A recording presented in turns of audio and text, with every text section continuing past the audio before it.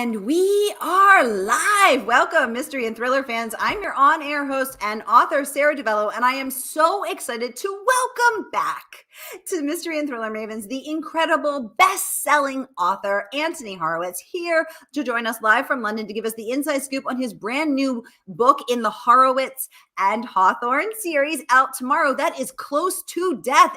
Anthony, welcome back. Tell us about this book. So lovely to be talking to you again. Thank you for having me. Thank you everybody for listening. Where do I even start? The title, Close to Death. When you say that, it sounds a little bit morbid and sad, doesn't it? But it isn't. It's a play on words because the book is set in a gated community, which over here we call a close. And it's a private close just about a mile from where I'm sitting now. I moved last year to a place called Richmond-on-Thames. Beautiful part of London, just on the edge of the city, very green, very lovely. And this book is set in an imagined close called Riverview Close, where 7 people are living very happily in 7 houses, but their idyll is destroyed when a nightmare neighbor moves in. And this is the beginning of a murder story. It is indeed, and it is our very favorite kind of murder story, which is a golden age mystery penned by you, Anthony, and we are so excited to talk about it. And I already see questions pouring in. Welcome, everybody. So if you've been here before, you know the drill, and if you're new, welcome. Here's the drill. Every Monday, I give you my handpicked featured authors, and you get to ask them anything. So ask Anthony about his writing practice. He puts himself in the book. He broke the golden rule and put himself in the book as the often befuddled, much beloved Anthony Horowitz character. And he has once again knocked it out of the park. This book has earned so much praise. So let us know what questions you have for him. So AA says, Dear Mr. H, is there any possibility of Yasin making a miraculous return in the Alex Rider series? Your books and the show have made us all love him. Is there a chance at all he's secretly alive? Well, the answer to that, AA, is quite simple. Go and watch our PBS right now, or Masterpiece on TV. It's called Masterpiece, isn't it? That's the channel. Yeah. If you watch Masterpiece, we are just showing the 3rd season. Actually, I'm telling a lie. It's on Freevee. That's where you need to find it. Amazon Freevee. If you go to Amazon Freevee, you will find season 3 of Alex Rider, Scorpia, and Yasin Gregorovich is very much alive in that show. And is brilliantly performed and is very active and is great. And I always think I maybe made a mistake in killing him off in the Alex Rider books because so many people like you have said, where is he? But he is back on TV. Freevee, that's the channel. Well, it seems that AA can now go on to have a good day now that we know that Yasin is alive. AA, I'm so happy we could provide this comfort for you. Let us know if you have any other questions. Randy, welcome, joining us from Indiana. Hi, Randy. So good to see your name pop up. Renee says, hi, Anthony and Sara from stormy Southeast Florida. Hi, Renee. I'm sorry to hear it's so stormy over there, and I hope your dogs in the picture are as well and as happy as they look in that image. Yay! Robin says, hi, Sara and Anthony. Hi, Robin. Hi, Kim, Robin. Also saying hello. Oh, another dog. So many dogs. It's funny how people who love dogs also love crime fiction. Is there something I could learn about this? Exactly. Because you know why? Because crime fiction people are the best people and dog people are the best people. So it could be no surprise at all that dog people are also crime fiction people. My dog is sitting somewhere. Is he in the room? No, he's downstairs. I thought he might bark if the doorbell rings. So I've thrown him out. But I have my dog too, and he's the same breed as the one I'm looking at the moment. Is that a golden retriever or a Labrador? Maybe it's a golden retriever. Mine is a lab. Let us know, Kim. Let us know. Tori saying she's also joining us from Indiana. Hi, Tori. Welcome to the conversation. Randy and Tori, welcome. Robin saying, Randy and Tori, both cat owners. Randy and Tori, both cat owners, and said we love cats too. Oh my goodness, he's that neighbor, and in the close, where he might be a Kenworthy. We don't know. We don't know if he's in Riverview Close, if he would be playing the role of Giles Kenworthy. We don't know. Sharon's joining us from YouTube. She says, hi, Sara and Anthony. Hi, Sharon. Welcome. So great to have you. Renee wants to get right into the question. She says, Anthony, was it difficult to put yourself in the book? Well, the answer to that, Renee, is that difficult isn't a word I often use, because I think if something is difficult, it's sort of gone wrong. Especially when you're writing murder mysteries. I ask myself questions, 100 questions while I'm writing the book. And if the answer is difficult and complicated and sort of it takes a lot of words to explain, then the storytelling is not working for me. I like a murder mystery to be very sort of easy to read and easy to understand. So the opposite of that. Was it difficult to put myself in the book? Well, no, not really, because all I had to do was take myself as I really am, and that the Anthony that you read in the book isn't sort of a creation; it is a reflection more of how I am, and if I was somebody's sidekick, how I would be. And there was nothing difficult about it. I had to persuade my editor that it was a good idea. She was concerned that I would use this as a sort of an ego trip, or I would try, by writing about myself, I'd say, oh, look how many books I've sold, or look how marvelous my books are. I said, no, it's not going to be like that at all. I'm just going to be the narrator. I'm not the main character. I'm just commenting from the side. But what it does, Renee, and what I think is exciting about the idea, is it turns the whodunit on its head. So that the writer is normally the cleverest person. Think about Doyle or Christie or Sayers, whoever your favorite crime writer is. The author knows everything about the killer before the killer has killed anybody, because the author is creating everything. The sidekick is in many ways the dumbest person in the book and knows the least. And I'm following Hawthorne in these books, desperately hoping he'll solve the crime, because if he doesn't solve the crime, I, as a writer, won't have anything to write. So that's the fun of it. It takes a whodunit, it turns it on its head, looks at it from a different direction. You still get the same clues, suspects, red herrings, twists, turns, and hopefully a surprise at the end. But all of it seen from a different angle. Renee, thank you for the great question. Anthony, thank you for that wonderful answer. Catherine says hi, and she's joining us from North Carolina. Welcome, Catherine. From either a room full of books. Hi, Catherine. Nice to see you. Catherine's clearly one of us. Renee saying, oh, don't worry. Kane and George are wonderful. They're watching this with me. Clearly, they're also fans of Horowitz, as they should be. I like my dog fans. That's great. Uh-oh. Sharon says she's a cat person. That's okay, Sharon. You can stay. We still love you. There's a cat in my new book. I'm writing a book at the moment, and the main character has a cat. So I work both ways. Don't kill the cat, Anthony. Kim is saying she's telling you her dog is a golden, and Renee also has a golden retriever. Oh, how wonderful! Oh, and we need to know about your dog. What is your lab's name? My dog is 3 years old, and his name is Chase, and he is a black Labrador and with a white patch. And I got him in the middle of COVID. He is my COVID dog. I'm trying to find, as I speak to you, I'm just going onto my thing so I can find a photo of him. Where is that dog gone? Have we got a nice picture of him? There's so the funny thing about this technology is that the moment you want something, here we go. That's my dog. Oh, look! He's hold on, that's got to go away. Oh, well, how's that go? Let's get that close. There you go. There he is. Oh, yeah. Oh, that's hanging out with the swans. Oh, how lovely. Well, I told you I lived on Richmond on Thames, and that's the Thames that's right behind him. Oh, that's the Thames. Oh, perfect. Oh, how wonderful. Okay, perfect. Oh, we look forward to seeing Chase in a book. Chase taking center stage. We made a movie of our Moonflower Murders this year. We did Midsummer Murders last year, and it's Midsummer Murders incidentally that was on, not Midsummer, Magpie Murders. Gosh, it's late here. It's late in the evening, and I'm forgetting my words. I'm getting book titles confused. Magpie Murders, which was made with wonderful Leslie Manville in the lead, was filmed and shown last year by PBS and on Masterpiece Theatre. And now we've done a sequel, Moonflower Murders, and there's a dog in it called Chase. There. Oh my gosh. Going to be on TV. Oh my gosh, we're so excited. Robin saying the author is brilliant. Yes, we feel support that. And this author is brilliant. Erica joining us from Mexico saying, I love your books, Mr. Horowitz, and your book too, Sarah. Thank you so much, Erica. Can I just say to Erica, but the next show I'm doing is set in Mexico, which Jill and I, my wife and I, are making a 6 parts? Yeah, a 6-part television series, which we're doing also for PBS. No, actually, I'm telling a lie again. That's being done for Paramount.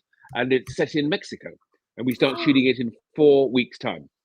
Oh, How fabulous. I didn't know that. Thank you for telling us, Anthony. So Anthony's joining us today live from Richmond in the UK to give us the inside scoop on his latest book, Close to Death, which drops tomorrow. And you can pre-order from our favorite woman-owned independent bookstore. That is, of course, Murder by the Book. And the good folks at Murder by the Book will ship it to you tomorrow morning. So here is that link. You guys, I'm reading it right now, about 2/3 of the way through, and it is everything I love about a Horowitz book. It is charming, that dry British wit coming through. It is funny. I've laughed out loud several times. I just want to go and help Hawthorne investigate. He would not like this, but it's just a fabulous cast of characters. We get to see Hawthorne's last partner, Dudley. We get to see a lot of things. So check this out. And the book is earning so much praise. So Booklist has awarded you a starred review. Congratulations on that. Let's take a peek at that. Thank you. They raved and said, deeming this book a, quote, absolutely engrossing book. Written with the abundance of whimsy and dark humor that seems to permeate nearly everything that Horowitz creates. Kudos to anyone who can figure this out. Congratulations on that rave review, Anthony. I love that. My favorite word is permeate. I do love the idea of humor permeating my work. I pour it onto the page and there it is. Permeating. I'm going to try and put that word in my new book. I think you should. And they are not the only ones raving, and they are not the only ones awarding starred reviews. Kirkus, who the New York Times called notorious. I know Kirkus very well.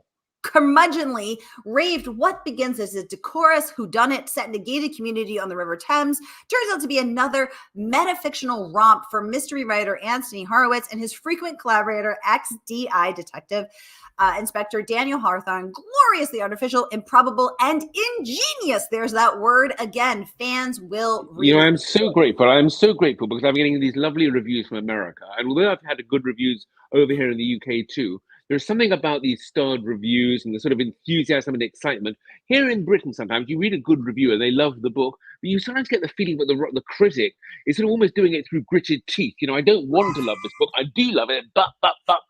But in America, you get this wonderful enthusiasm because you do have one of your great skills of the country, I think, is that you are so generous with your kind thoughts and with your good opinions. But that's what that kind of says it all, doesn't it? In Britain, you have to remain a bit reserved. You've got to keep your cards close. Oh, always. You know, yes, this is a wonderful writer, but he could be even better if only whatever. I loved every word of this book, except for the word on page 116, or something like that. There's always this little parenthesis, a little sort of something. But listen, I'm not complaining because the reviewers over here have been lovely as well. Well, the Ingenious made another appearance here in the Library Journal Review, and so I think that three reviews using the same word makes it official. Anthony Horowitz is in fact ingenious. Jane, welcome to the conversation, saying you are a new author to me. We'll definitely read this one. Isn't that so great? My job here, my self-imposed goal, is to introduce you, to connect readers to their favorite writers and introduce you to your next favorite writer. And Jane, I am guaranteeing I love meeting people who don't know my work because there are a lot of books to discover. And to you, Jane, I would say that the Hawthorne novels, this is the 5th one in the series. They all stand alone. You don't need to read them in order, but if you wanted to, you could start with The Word is Murder, which is the first one, which is where Hawthorne and I meet for the first time. Then there's The Sentence is Death, A Line to Kill, The Twist of a Knife, and now this one, Close to Death. So I'm not here trying to promote all my books, but that is the order they were written in, and they do have a sort of an arc. But as I say, you can read them in any order, and I hope that each one gets better than the one before. That's what I tried to do. And they do. And Renee is also asking, she's saying, if someone hasn't read the other books in the series, will they be able to enjoy this book? You saying, yes, they do. But there are these absolutely right. There is nothing in this book that sort of is, that will come as a sort of what's going on here if you haven't read the early ones. They really do work. You can just pick any one up in any order and enjoy it for what it is. Absolutely. The Minneapolis Star Tribune raves, if witty, page-turning, and clever sound like something you'd like to see in a mystery, this one might be for you, and indeed it is. The praise just goes on and on. Jane is now committed to starting at the beginning. I love that. Jane, you were going to love, my only regret is that I've already read them, because I would love to go back and read them for the first time. They are just so fun and so charming and so fabulous, and you just want to live in this world. So Anthony is giving us a break from the real world, which is much needed. Thank you. Well, we were saying before we began this talk, with the real world, we all need to escape from it when we look at the newspapers, and reading a book and getting lost in a good crime yarn is a very, very good way of doing just that. Indeed, and thankfully, thanks to you, we have that delightful escape. I also wanted to share this review from Tim Ehrenberg. He is Tim Talks Books. He is the book reviewer for Nantucket Magazine and the president of the Nantucket Book Foundation, which of course puts on the Nantucket Book Festival, one of the top book festivals in the world. He has picked Anthony's books as his must-reads in years past, and he just posted a beautiful review of this. And what I really liked about this one is that he said, some contemporary mysteries are too trendy for me, with far-fetched twists that are meant to shock and unreliable narrators that are meant to confuse. Anthony Horowitz writes classic crime stories that will never go out of style. And I just thought that was so beautiful and really captured the essence of everything that I love about your books. Sarah, if I may say so, what I really liked about Tim's review was that I share his view that I really get sort of upset or annoyed by books that don't play fair with the reader, by books that cheat or which have gaping holes in their stories. When I'm writing these books, I take a lot of time structuring them and really making sure that the clues are very carefully placed and all of them sitting there in plain sight. Nothing is hidden. And theoretically, anybody should be able to solve one of my murders before Hawthorne does. Anybody, that is, except for me in the books, because I'm too dumb to be able to get there. But you know, that to me, and Tim pointed this out, you know, it's important, I think, to play by the rules, to do it fairly. Exactly. And Anthony, I think that's one thing that, you know, you and I have talked about before, and that I really love about your books is that you do play fairly, because I will tell you, as a reader, it frustrates me. I think we have a trend in our genre right now where we're in pursuit of the, you know, the almighty twist. We are sacrificing logic or believability. And what I love, I have never once guessed whodunit in one of your books. Well, listen, that is great. I'm happy to hear that. But I think they're all there. Sarah, I think you're absolutely right about twists. You see, the thing about a twist is we've been sort of conditioned now. But if a review comes out, then you'll never guess the twist in this book, or this book gives twist after twist after twist. But sometimes it's tempting for the writer to construct everything about this sort of, you know, this sudden surprise and turnaround in chapter 5 or chapter 15 or wherever. But the truth is that life has got to go logically. There has to be, you know, you have to be able to believe in what is happening. And a twist just for the sake of it can sometimes really, really, you know, I'll tell you something. There is one writer I like very much, if I may mention another name. Steve Kavanagh does some really clever twists in his book. And they're clever because they always work. They always are part of a story, not sort of thrust in like a sort of a spanner to wrench it in a different direction.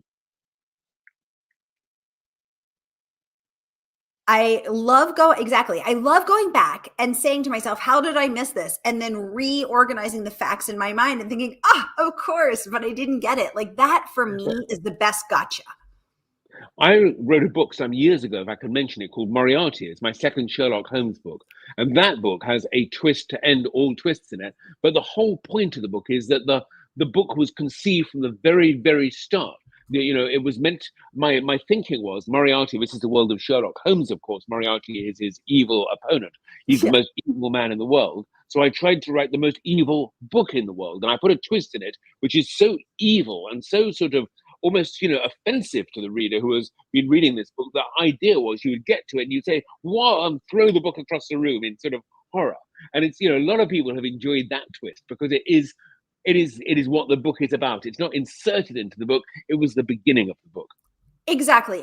And someone commented on the post, Row Red Gal said, OMG, I love all of his books. I started with Magpie Murders and was hooked. I also read his James Bond and Sherlock Holmes books, and I love them as well. He did such a wonderful job with Sherlock Holmes. I am a huge fan. Thank you so much for those kind words. Thank you. Randy and said Randy, Moriarty is indeed the greatest villain in the world. It's what is great about Moriarty is there is so little known about him. We know his name and we know his first name, which is James Moriarty. But he only he's mentioned in about 2 stories and appears in 1. And he's such a sort of a shadowy character, and yet he has this enormous grip on our imagination. That was the genius of Doyle. I mean, he also was brilliant. That is, Sir Arthur Conan Doyle, brilliant at coming up with fantastic, memorable names. Oh, agree. Renee saying incredible reviews. Oh my goodness.